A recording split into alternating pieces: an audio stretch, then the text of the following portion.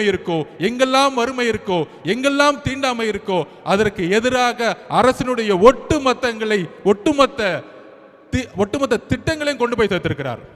காங்கிரஸ் ஆளக்கூடிய மாநிலங்கள், எதிர்கட்சியா இருக்கக்கூடிய நிதிஷ்குமார் ஆளக்கூடிய மாநிலங்கள், இங்கெல்லாம் ஒரு சாதிவாரி கணக்கெடுப்பு நடத்தும் பொழுது சமூக நீதியின் அடிப்படையில் உருவான திமுக, அண்ணாதுரை ஒரே ஒரு விஷயத்துக்காக இந்த திமுக உருவாக்கினார், சமூக நீதியின் அடிப்படையில் உருவாக்கின திமுக அதோடைய வழித்தொண்டில் வந்த கலைஞருடைய மகனாக இருக்கக்கூடிய திரு மு.க. ஸ்டாலின் அவர்களுக்கு சாதிவாரி கணக்கெடுப்புனால என்னன்னே தெரியல.